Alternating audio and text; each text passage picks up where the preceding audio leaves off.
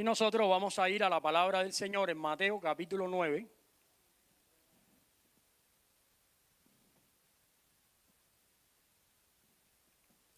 Capítulo 9. Hemos leído la palabra de Dios en los versículos del 9 al 13. Llamamiento de Mateo. La hemos leído ahí. Solo quiero resaltar un par de versículos que quiero puntualizar en esta tarde. Dice, pasando Jesús de allí, vio a un hombre llamado Mateo, que estaba sentado al banco de los tributos públicos, y le dijo, sígueme. Y se levantó y le siguió. Vamos a orar. Damos gracias al Señor en esta tarde. Padre, gracias te damos, porque tú eres bueno y para siempre es tu misericordia. Te damos gracias porque tú nos ayudas a entender tu palabra. Permite que mis palabras hoy, Señor, vayan al corazón de todos nosotros. Que es sembrada tus palabras, no las mías, Señor. Para que tu palabra produzca cambio en el corazón de todos nosotros, Señor. En el nombre de Cristo Jesús. Amén. Bien, hermanos, quiero compartir con ustedes este sermón. Se titula La verdad acerca del Evangelio. La verdad acerca del Evangelio. Una de las cosas que nosotros tenemos que saber es que hemos malinterpretado lo que significa el carácter. El carácter es algo que se produce en nosotros a temprana edad. Se forma, se corrige. Algunos creen que a la edad de 4 años ya está formado el carácter de cada persona. El carácter es algo que va a distinguirnos a nosotros durante toda la vida. Debido a las situaciones en las que vivimos y debido a toda nuestra historia, el carácter va adquiriendo matices. Matices que además están relacionados al tipo de persona que soy. Todo eso cuando conocemos a Dios es algo que Dios toma en sus manos y transforma. Y una de las cosas que nosotros tenemos que saber es que cuando hablamos del Evangelio y hablamos de que el Evangelio es algo en nuestra vida que trata con toda nuestra persona, que es algo integral, una de las cosas que Dios va a tratar fuertemente con nosotros es el carácter. Porque el carácter es algo que Dios va a transformar a través de los principios del Evangelio. Es precisamente el carácter y cuando nos rendimos a Él que tomamos malas decisiones y que de alguna manera perjudican nuestra vida. Sin embargo, Dios transforma nuestro carácter. Una de las cosas que primero ven las personas acerca del cristiano es cómo proyecta su carácter. Hay personas, por ejemplo, que tienen un carácter abusivo. Se pasan la vida abusando de los demás. Y de esa misma manera quieren tratar con Dios. Quieren abusar con Dios. Bueno, la Biblia dice que Dios no puede ser burlado. Que aunque tú quieras hacer lo que quieras, Dios va a darte el justo juicio que mereces.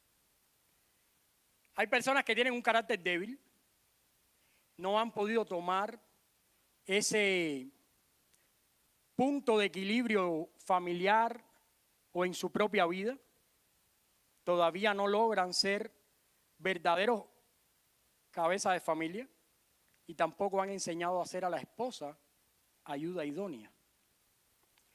Por eso cuando nosotros hablamos de la verdad acerca del Evangelio, estamos hablando la verdad acerca de los cristianos.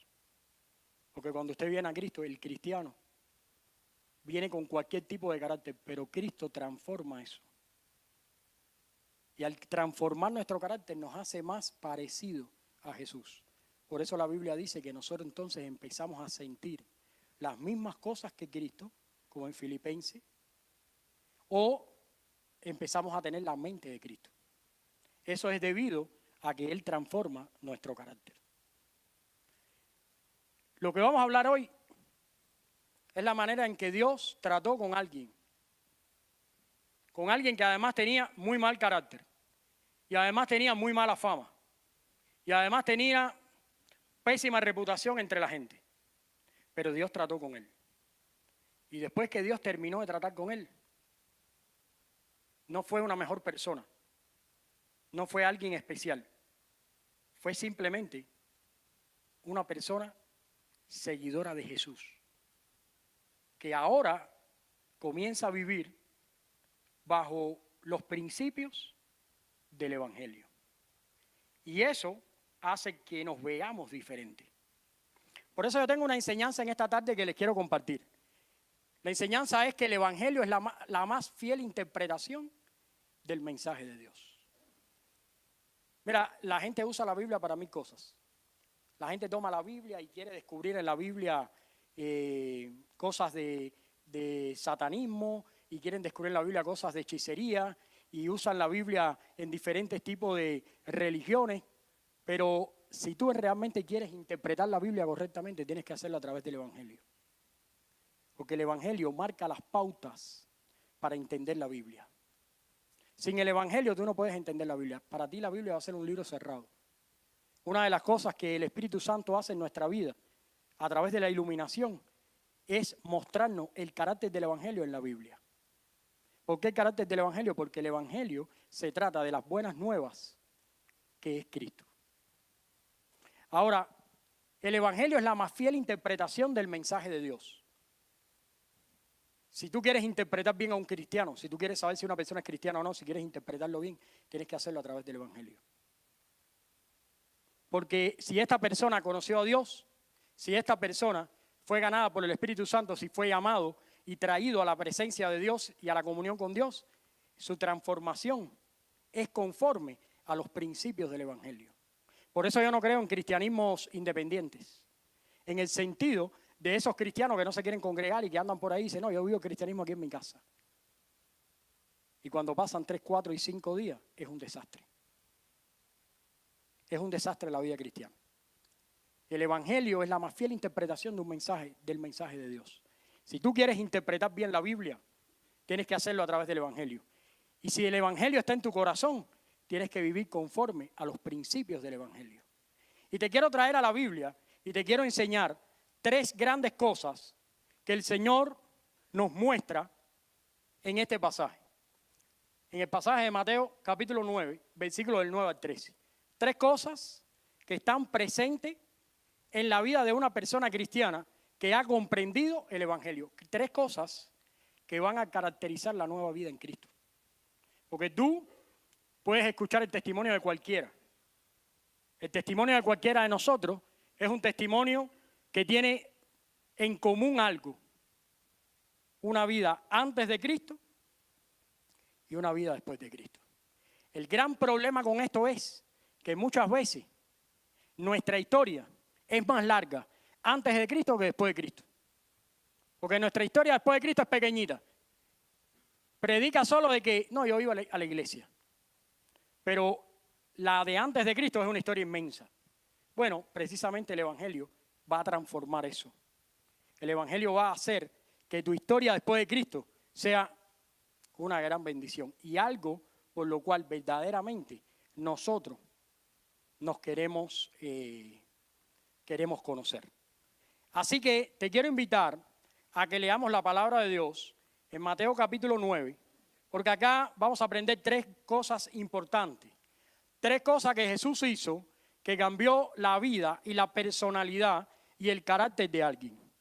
Vamos a ir a la Biblia en el versículo número 9 de Mateo 9. Dice, pasando Jesús de allí, vio a un hombre llamado Mateo que estaba sentado al banco de los tributos públicos y le dijo, sígueme, y le levantó y le siguió. Lo primero que aprendemos de este pasaje es el poder de transformación que hay en el Evangelio. Cuando tú conoces a un cristiano, puede ser de cualquier cultura, puede ser de cualquier edad, puede ser de cualquier sexo, inclusive de cualquier clase social. Pero si algo atesora, es precisamente el carácter transformador del Evangelio, el poder del Evangelio en su vida. Y quiero que por un momento entienda lo que está pasando acá. Acá estamos hablando de alguien llamado Mateo. Alguien que después va a escribir un evangelio. Después va a escribir algo tan hermoso como un libro inspirado por el Espíritu Santo y reservado para constituir el canon bíblico. Alguien que además va a ser un seguidor de Jesús. Pero dice la Biblia que esta persona estaba allí en un lugar sentado en un banco, en un lugar que se llamaba Capernaum, o como dicen los hebreos, Cafarnaúm, que es como realmente ellos le llaman. Tienes que ver algo interesante acá. Aquí hay un llamamiento. Aquí hay una invitación. Y es una invitación diferente a lo que nos han contado. Porque acá vemos a una persona que estaba en un lugar, quiero que entiendas geográficamente en qué lugar él estaba. Él estaba a la entrada del pueblo. Si tú buscas en un mapa, Capernaum, en esa época, tenía una calle principal. Por ahí se pasaba continuamente y ahí estaban todos los comercios. Este es un cobrador de impuestos también. Esta es una persona que estaba cobrando. Y esta es una persona que está en una calle, sentado, donde está a la vista de todos. Esta persona además está cobrando y está garantizando que la gente pague para sostener el imperio romano. Ahora, lo interesante de esto es que este hombre que está ahí, que por un momento está involucrado en sus cuentas y demás, su trabajo era un trabajo deseado por mucha gente. Es lo que nosotros llamaríamos hoy un trabajo para hacer dinero. Lo único que tenía este trabajo lo único negativo, es que para él poder ganar dinero, tenía que ir en contra de las finanzas de las personas, porque el imperio no le pagaba a él. Se le autorizaba que él incrementara el costo de lo que nosotros conocemos hoy como los taxis. En vez de pagar el 8%, tendrías que pagar el 13%. Y la diferencia de ese 5% está en el bolsillo de él. Pero fíjate para que tú veas lo que está pasando acá. Jesús pasa y ¿qué le dice? Sígueme. Es una invitación, algo que Dios le da sin él buscarlo. Él no se arrepintió, él no hizo una ceremonia, él estaba allí y Dios lo llamó y lo sacó de ese lugar. Tenemos que entender que de esta manera se produce la salvación en los creyentes, por llamamiento directo de Dios, en el momento menos inesperado, en el momento cuando nosotros pensamos que la vida está bien o está mal, pero la llamada de Jesús es efectiva. Y dice que de pronto se levantó y lo comenzó a seguir. Bueno, a diferencia de los otros que seguían a Jesús, los otros eran pescadores, eran gente honorable. Trabajaban y pescaban, vendían el pescado para vivir. Pero este era alguien terrible. Este era alguien que era considerado un malhechor. Este era alguien que era considerado un bochorno. Este era alguien que en ese momento abandonó su mejor trabajo de la vida. Porque cuando otros estaban picando piedra, otros estaban trabajando en una carpintería y otros tenían que haber ido a los caminos a asaltar y a matar personas para poder vivir, él estaba allí sentado y y el dinero le caía fácil. Pero él abandonó todo eso y siguió a Jesús.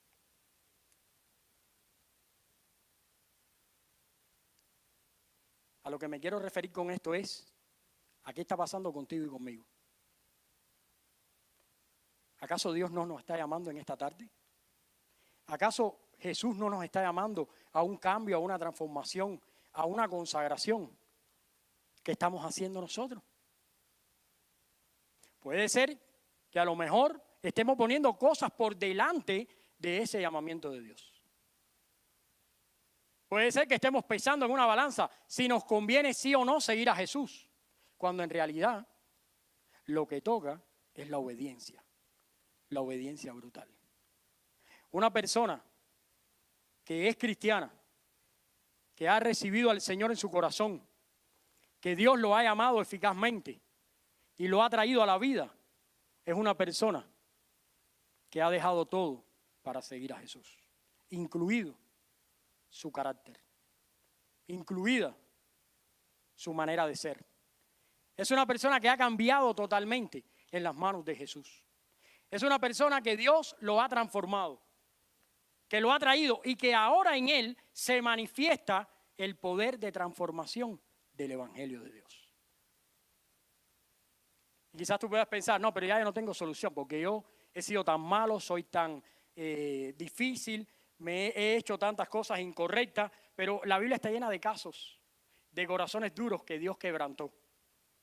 Y yo creo que es necesario que hoy en día nosotros entendamos que el llamado sigue siendo el mismo, sígueme. Y que no hay excusas, que no hay pretextos, que no es porque a mí me gusta así, o porque no hacen lo que a mí me gusta, o porque no me dicen lo que yo quiero escuchar. Es seguir a Jesús de forma completa.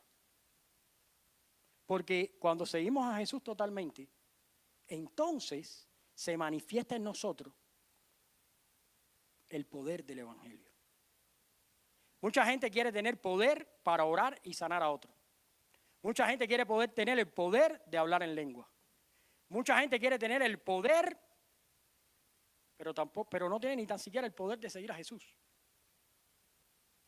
Todavía no ha experimentado el poder de seguir a Cristo, de dejarlo todo por Cristo, de entregarse totalmente en Cristo. Todavía no ha pasado eso. Y estamos aspirando a otras cosas. Cuando conoces a una persona y te dice que es cristiana, bueno, lo interesante de eso es cuál es la manifestación de Dios en su vida. Porque una persona verdaderamente cristiana, Dios ha tratado con él de tal manera que se manifiesta en su vida el poder del Evangelio. Y fíjate, esto era inesperado. Jesús pasó, lo vio cobrando los tributos, le dijo, sígueme. Y mira lo que dice la Biblia. Automáticamente se levantó y ¿qué pasó? Y lo siguió. Ya, el cambio fue radical. Automático. Me levanto y sigo. Bueno, ¿y cuándo vamos a tener el cambio? ¿Cuándo se termina la antigua vida en nosotros? ¿Cuándo es el día que vamos a creer realmente y vivir apoyados en la promesa de que las cosas viejas pasaran? Ya pasaron. Es que cada día nos estamos poniendo más viejos. Y continuamos con las viejas cosas. Que no quiero que nadie vote a su vieja hoy. Que estoy hablando de otro tema. No, lo que estoy hablando es que tienen que entender bien que somos nueva criatura. Y que una nueva criatura es alguien que ha sido transformado por Jesús. Es alguien que no está esperando mejorar poco a poco. No, es alguien que hay en su vida una transformación. Y que a partir de ese momento va creciendo, va madurando, va creciendo, Dios lo va santificando y va caminando a la presencia de Dios. Esa es una realidad.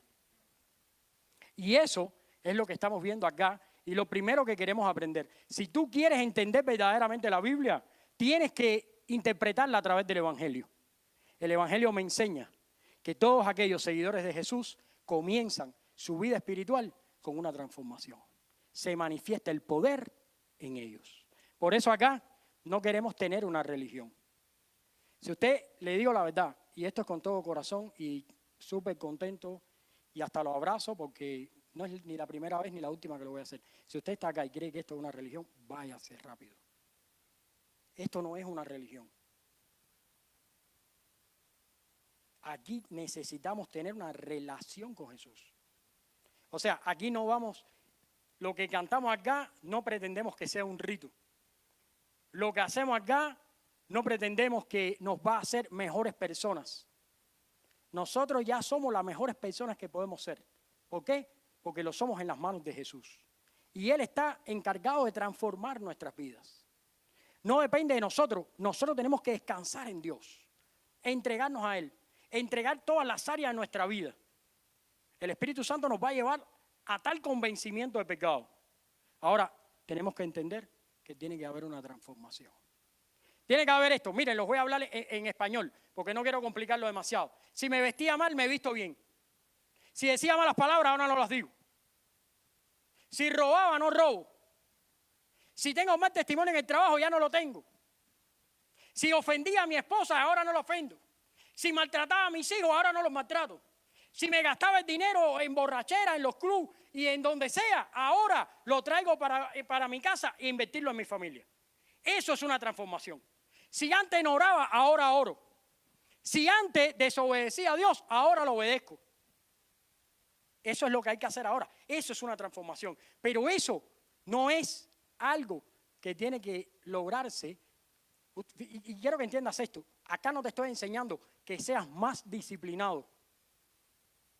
Porque ya sé, a esta altura de mi vida, que no lo somos. Acá te estoy enseñando que descanses en Jesús. Que si vas a crecer en algo, crezcas en tu relación con Jesús. Que si todavía no crees que existe, ponlo a prueba. Ora, pídele algo en tu vida, pídele que haga algo contigo, para que veas que Él se manifiesta. Una de las cosas que aprendí temprano en la iglesia es que Dios se manifiesta a través de su palabra. Y si tú quieres negarlo, no me importa, porque Dios va a ser Dios, a pesar de tu mal testimonio, de lo que hagas incorrectamente. Dios es Dios, no hay otra cosa. Él es Dios. Ahora, no podemos representar a Dios si no hay una transformación en nosotros. Necesitamos una transformación. Y tiene que ser cada día esa relación con Jesús.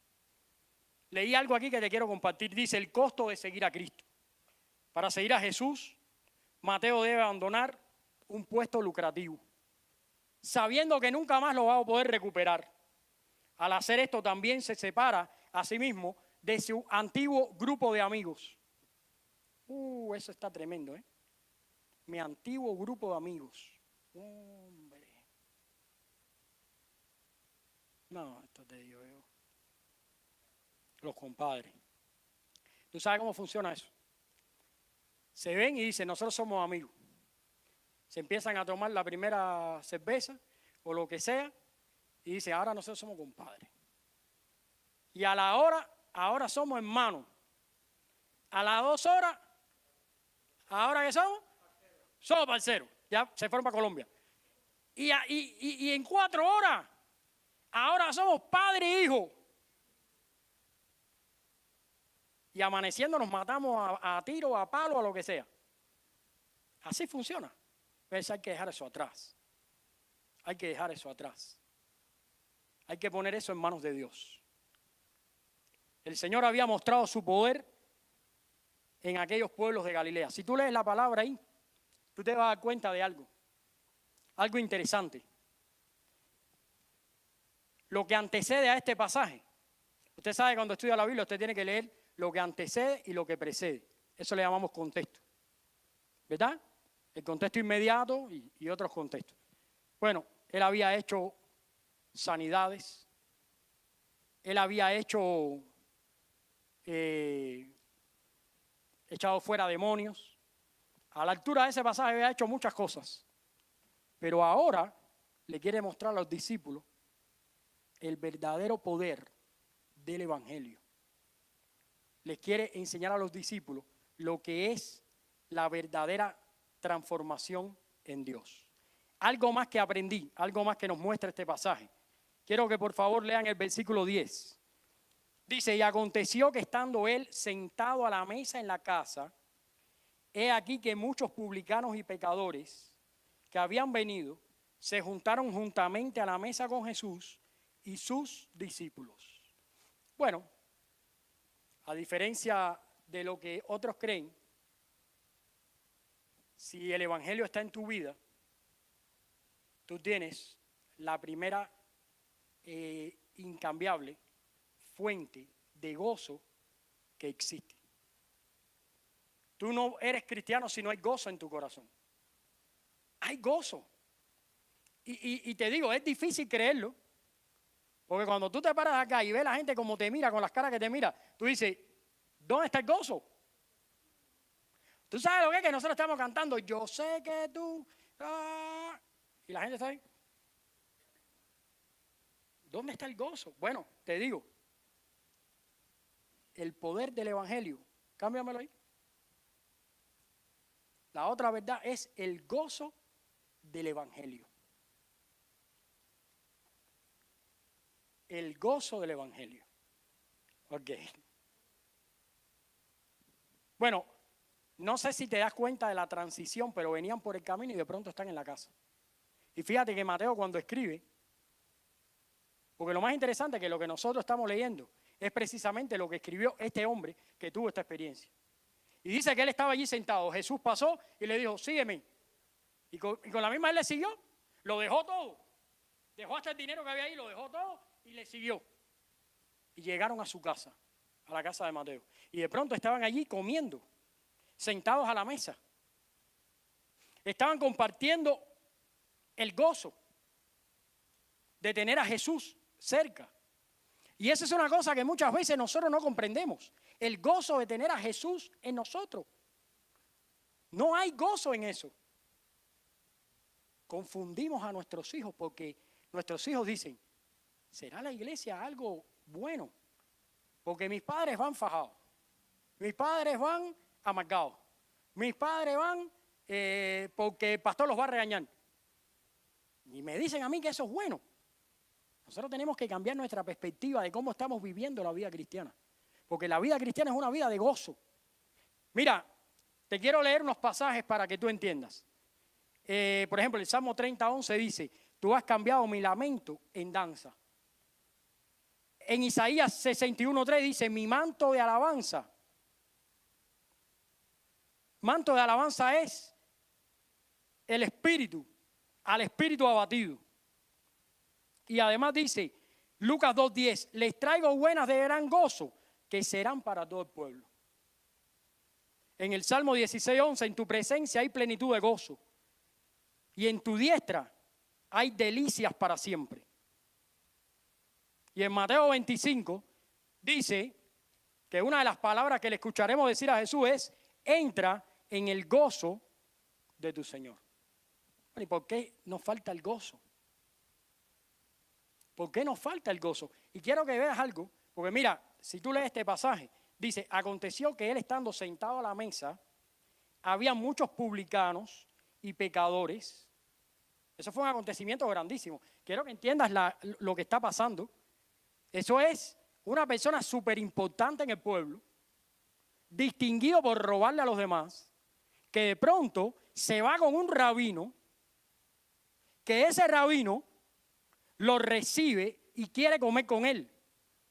En el otro punto te voy a explicar un poco eso, pero tienes que entender que eso movilizó a la gente.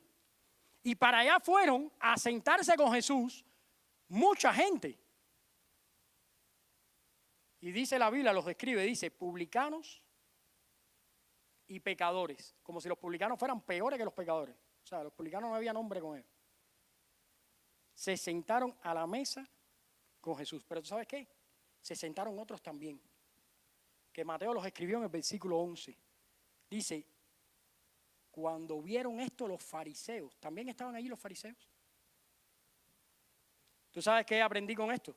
Que muchas veces podemos estar en la iglesia reunida, pero no todos participan del gozo de tener a Jesús. Aquí hay gente que está en la iglesia por puro compromiso, no por el gozo de conocer a Jesús. Pero te vas a ir al infierno, te lo quiero decir. No hay otro lugar ni otro destino, porque el cuerpo se muere, se queda, pero el espíritu, dice la Biblia, vuelve a Dios que lo dio. Y si tu espíritu no está en Dios, vas al infierno. No hay otra realidad. Y no te voy a engañar.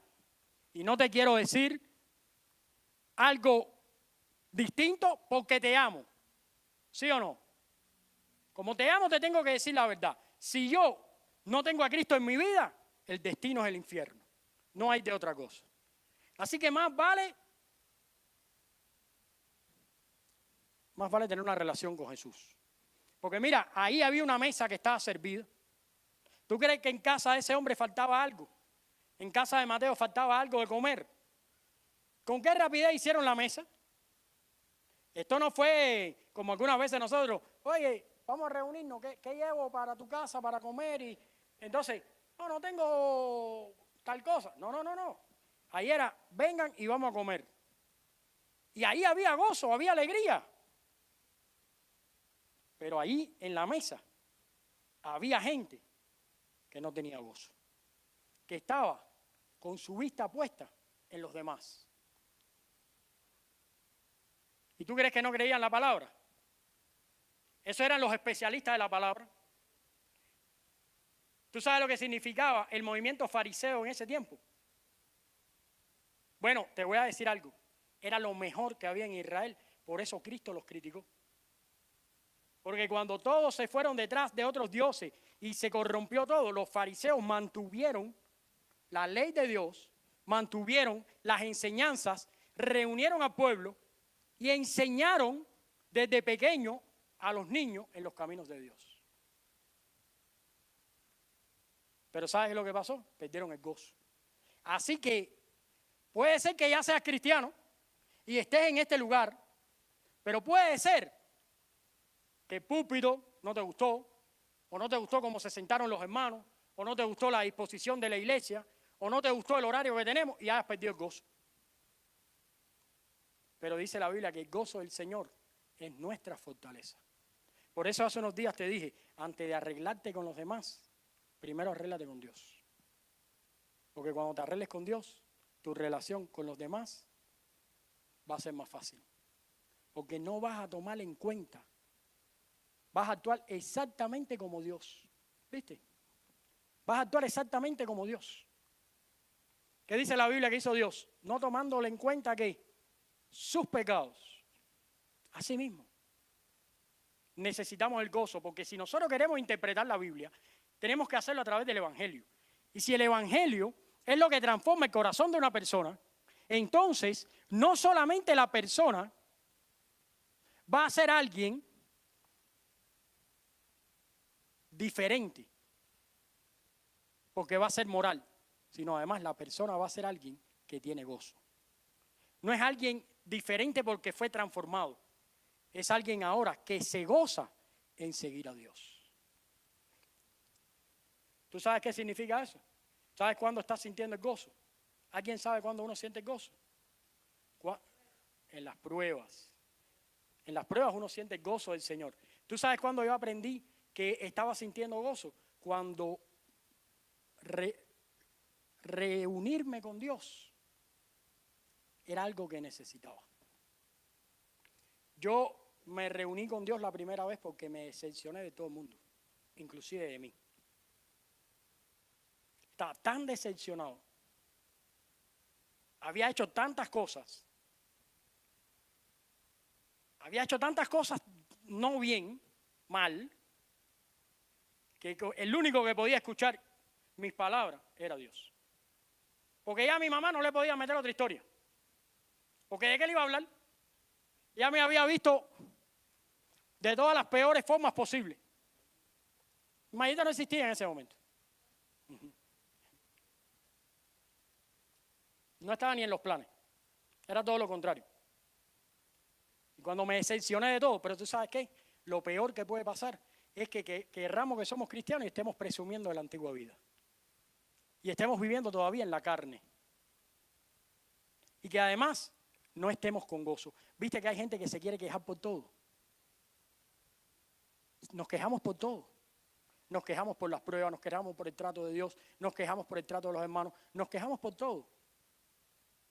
Cuando en realidad debemos disfrutar el gozo del Señor. Esa es nuestra fortaleza.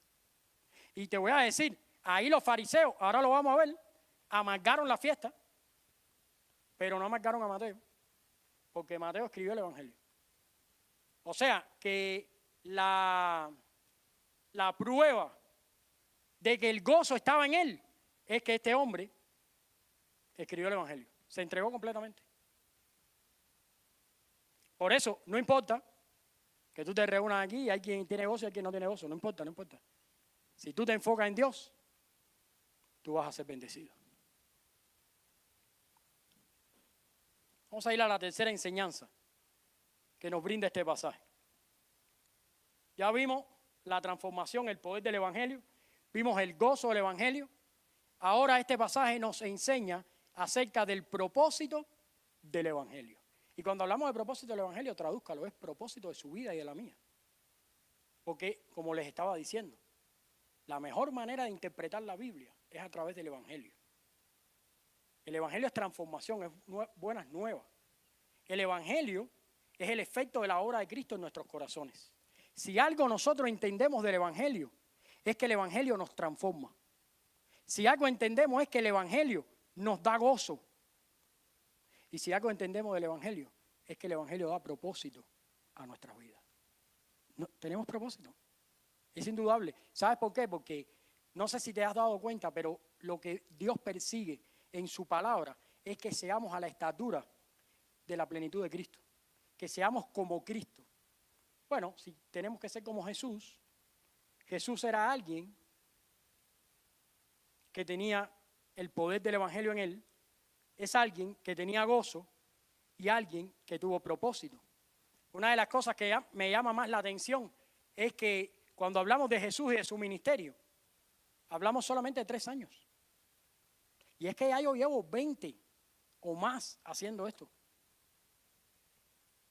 Y él en 3 años hizo más que yo en todos los 20 que he hecho. ¿Te das cuenta? Eso es verdaderamente propósito. Desde que se levantaba hasta que se acostaba, todo el tiempo enfocado en el propósito de Dios. Vamos a ir a la palabra, vamos a leer el versículo 11.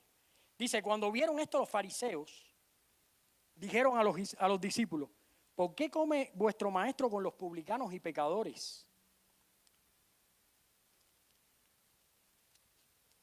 Al oír esto, Jesús les dijo, los sanos no tienen necesidad de médico, sino los enfermos.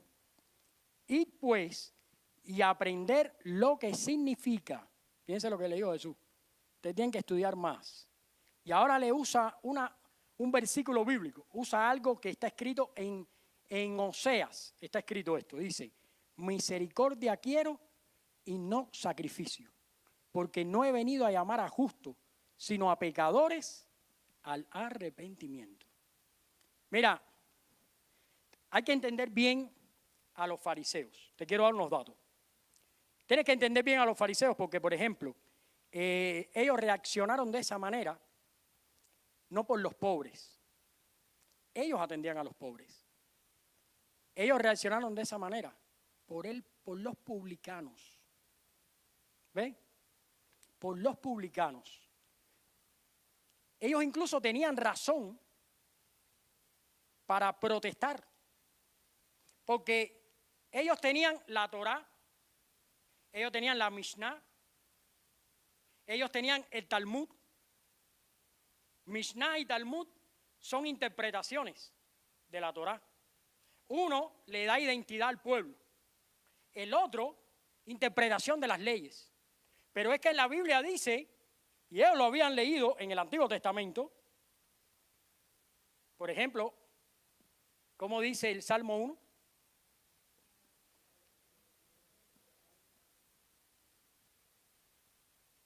¿Ve? Fíjense qué interesante.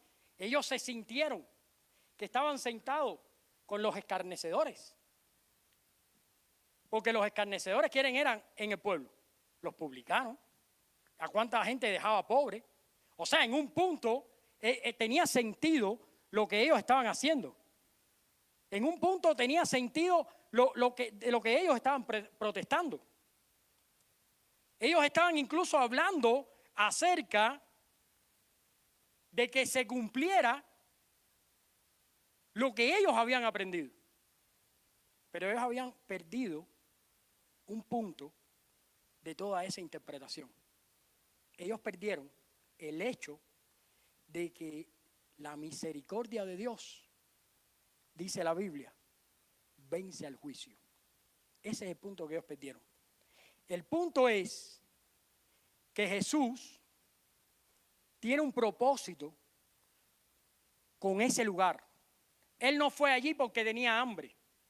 Él fue allí porque había un propósito. Al no recibir a Jesús y al no creer en Jesús, no entendían la manera en que Jesús se proyectaba. Porque ellos, en vez de ver a Jesús como alguien que estaba en contra de la ley, ellos tenían que haber pensado, oh, si este es Dios, ¿qué estará haciendo que nos quiere enseñar?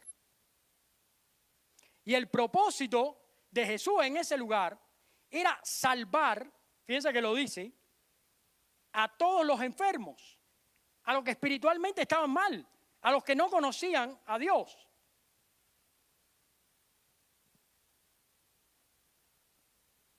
Quiero leer esto que les escribí. Jesús buscaba a los pecadores.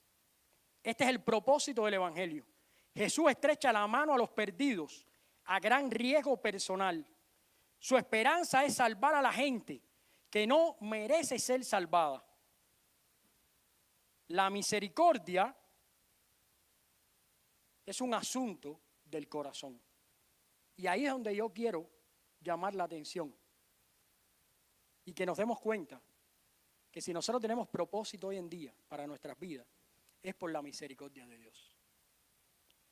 Si Dios nos fuera a dar lo que nosotros merecemos, es lo que los fariseos decían. Hey, si tú eres Dios, dale a ellos lo que merecen. No te sientes a comer con ellos y castígalos por lo que están haciendo. Pero Jesús, ¿qué hizo? Les dio lo que no merecían. Les dio la misericordia y el amor. Y de eso se trata en esta tarde, la vida de un cristiano y la correcta interpretación de la Escritura.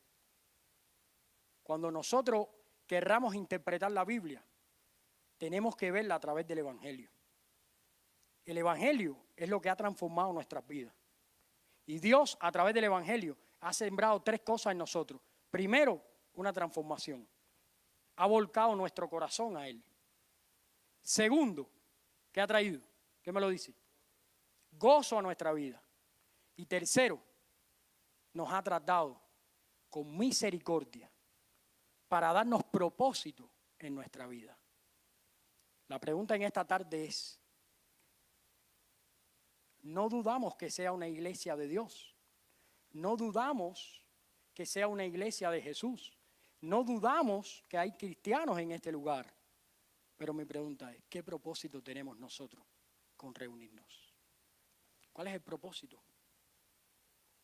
¿Qué propósito personal hay en tu vida y en mi vida para con Dios? Tienes que rescatar y tomar el propósito de Dios para nuestras vidas. Muchas veces no le hablamos a los demás porque pensamos que el Evangelio no es para ellos. Pero Dios quiere que nosotros tratemos con misericordia a los que no lo merecen, porque es de la misma manera que Él nos ha tratado a nosotros. Claro, también la Biblia dice no echen las perlas a los puercos. Y hay que tener mucho cuidado con eso. Pero la realidad es que nosotros vivimos para Cristo por la misericordia de Dios. Y si quieres entender el propósito de la iglesia, el propósito como cristianos, nosotros somos un lugar donde expresamos la misericordia de Dios. Así que si hay algo que de pronto tú necesitas aprender y que el Evangelio obre en tu vida y necesitas agarrar de todo lo que hacemos, es ese propósito. El propósito de la misericordia de Dios. Y fíjate cómo termina acá. Dice el versículo 14, Entonces vinieron a él los discípulos de Juan diciendo, si te das cuenta del versículo 13 al versículo 14, hay un espacio, se queda inconcluso. Después nosotros nos damos cuenta que los fariseos no entendieron lo que Jesús les dijo. Porque los fariseos siguieron tratando de tentar a Jesús, tratando de ponerle trampa a Jesús y tratando de complicar el ministerio de Jesús. Y eso es lo peor. Lo peor es que tú salgas en esta tarde de este lugar, habiendo escuchado la palabra de Dios, y que no haya ningún efecto en tu corazón y en tu vida. Que no haya transformación, que no haya gozo y que no haya propósito. Eso es un problema. Bueno, Oseas lo dijo, lo repitió Jesús. No quiero, ¿qué cosa? Sacrificios. Lo que quiero es misericordia. Y eso es lo que tenemos que buscar. Y es precisamente por la misericordia de Dios que queremos trabajar con las familias, queremos trabajar con los hijos, queremos trabajar con la gente que no conoce a Jesús y darle propósito a nuestra vida. Mira, que el propósito de tu vida no sea ya más quejarte de nada, ni enfocarte en nada, sino que el propósito tuyo sea servir a Jesús. Que el propósito de tu vida no sea tratar de hacer un castillo en la tierra, mejor en el cielo, en la presencia de Dios, sirviendo a Jesús. Que el propósito de nuestras vidas sea conocer más a Jesús, vivir más para Jesús. Porque eso son las evidencias verdaderas de que el Evangelio ha transformado nuestra vida. Y cuando eso suceda, mira qué tres virtudes más hermosas en nuestro carácter, en nuestro nuevo carácter. Transformación, gozo y propósito. Tres cosas que nunca tuvimos antes de conocer a Jesús. Quiero concluir con estas palabras. Finalmente, Jesús expresa la esencia de su misión. Él no ha venido a llamar a justos, sino a pecadores al arrepentimiento. Esa es la razón por la cual estaba allí. Sabía que eran personas necesitadas de Dios. Necesitaban ser vistos con ojos de misericordia. Y Jesús estaba haciendo el llamado al arrepentimiento.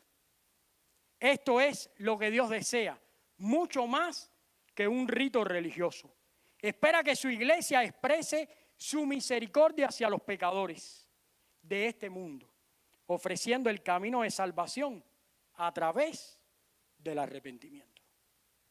Ojalá que el Señor en esta tarde haya hablado a nuestros corazones y que este mensaje no caiga en un terreno infértil.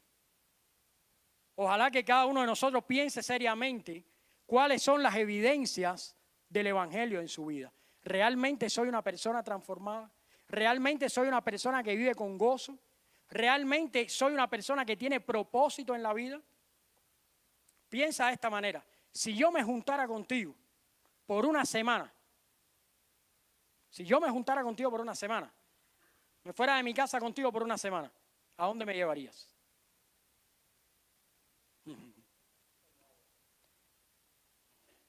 No tengo agua aquí.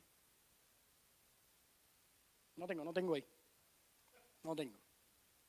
Ese es un problema, porque muchas veces creemos que el Evangelio, Cristo, Dios, la palabra, el cristianismo, cuando salgamos de aquí, se quedó aquí. Y lo dejamos aquí guardado hasta la próxima semana.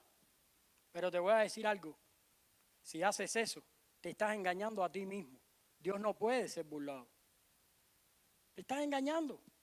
No hay propósito en tu vida. No tienes gozo tampoco en tu vida. Y encima de eso, no hay nada transformado en tu vida.